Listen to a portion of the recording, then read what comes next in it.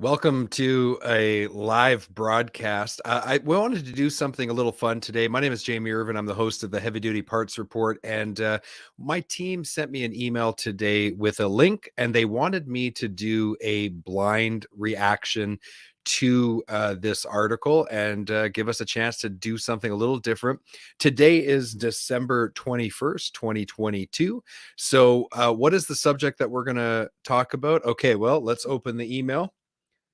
I've got the article here, and so this is going to be my blind reaction to this article. So it was published on Truck Parts and Service, and the headline is EPA revises emission standards for heavy-duty vehicles.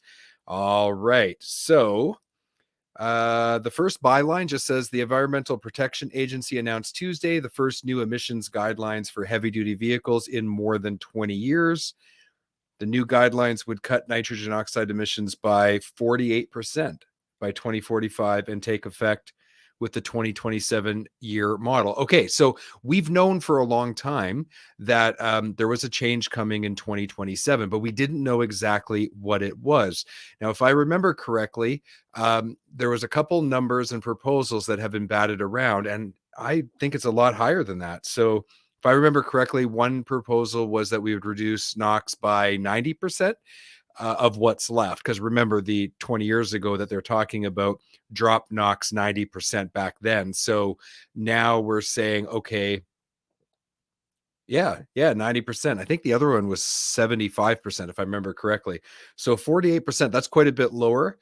They say it starts in 2027. We knew that was going to happen, and it'll be fully realized by 2045. Okay.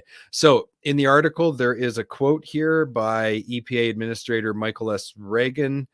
He says 72 million people are estimated to live near truck freight routes in America, and they're most likely to be people of color and those with lower incomes. Those overburdened communities are directly exposed to pollution that causes respiratory and cardiovascular problems, among other serious and costly healthy effects. These new standards will drastically cut dangerous pollution by harnessing recent advancements in vehicle technologies from across the trucking industry as it advances towards a zero emission transportation future. Okay, so I don't actually, I have a problem with this a little bit. So I certainly have no problem with us trying to make improvements for every sector of society, right? We want everybody to do well. We want everyone to flourish. We want everyone, regardless of their background or their current economic situation, to have the best opportunities, right? Equal opportunities for everybody. And while it may be true that if you live near a highway, you might be exposed to more emissions, and if you live farther away from a highway, you might not. But I mean, see, I think this is where this ideological, political stuff gets mixed in, and I think it just takes away from the overall message, because at the end of the day, this kind of climate emergency mantra is something that affects every human being on earth, not just the poor or just the disaffected. So I don't really like that angle. I think it betrays some of the political um ideology that might be motivating some of this, which to me is concerning.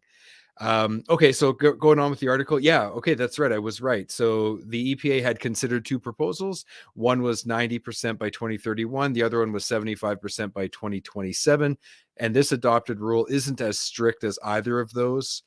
And that is because they were heavily lobbied against by the trucking industry and others. And so they should have been, because the reality is that these kinds of mandates, these arbitrary lines in the sand and these hard mandates, they really do put a burden on the trucking industry, and that affects society at large because everyone is dependent on the trucking industry. So looks like there's a quote here from the Truck and Engine Manufacturers Association. They actually took I believe it was EPA, or maybe it was just CARB, to court because they were saying that they weren't following the rules and they weren't giving them enough time to develop the engine platforms to meet the rules. So you know, yeah, this is something that I think is probably a compromise that is probably a pretty good idea here to compromise a little bit.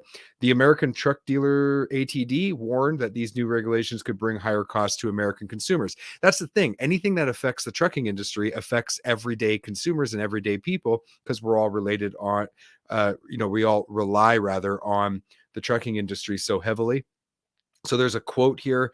While inflation still is at a 40-year high, this rule imposes between 39 and $55 billion in new regulatory costs on the American economy between 2027 and 2045. 39 to $55 billion. You see, that's exactly one of the concerns that I have. So, but while I by no means am a climate, denier, I believe what science says. But at the same time, I do think that this whole climate alarmism is not just motivated by the science, but also there's other factors and there's other things that are driving that messaging.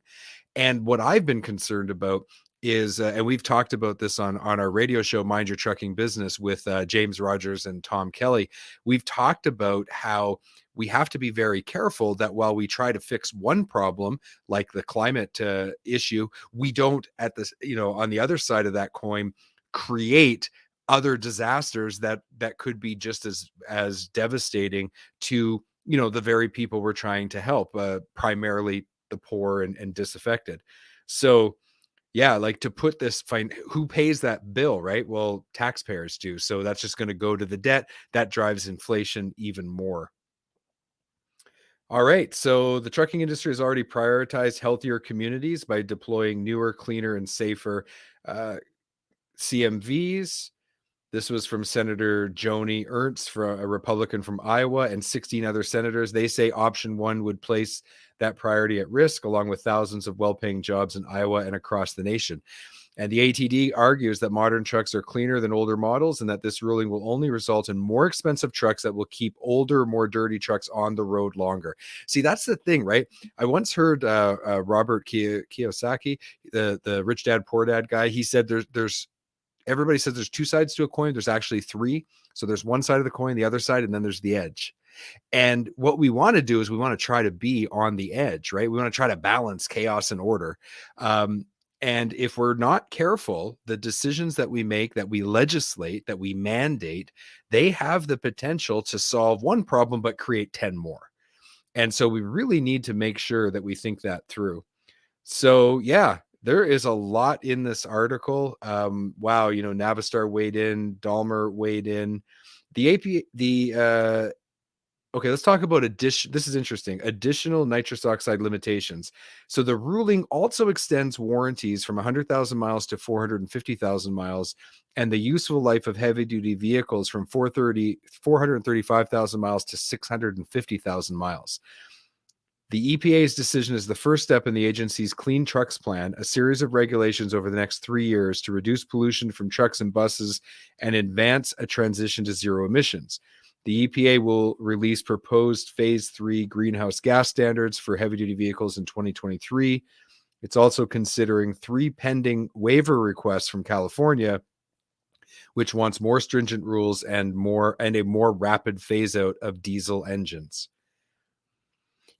It's interesting to me because there's this all-out war on diesel engines, and California is pretty much has an all-out war on the trucking industry.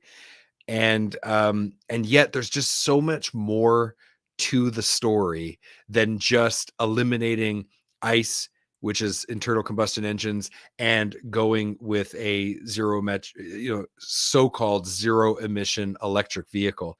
There's so many hurdles to this. There's so many challenges to this, and so many facets to this problem, that it's a very, very complex issue, and we have to be so careful. We try to fix one problem, we don't want to create 10 more.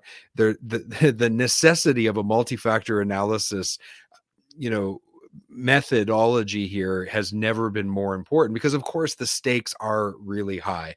So anyway, this is my blind reaction to the news about the EPA's new regulations. We'll see how that's going to translate into what does it do to costs for new trucks after 2027?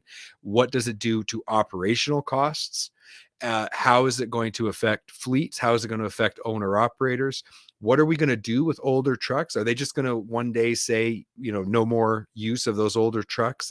There's a lot of unanswered questions here, and we're going to have to wait and see how this thing all plays out. But yeah, anyway, this was fun.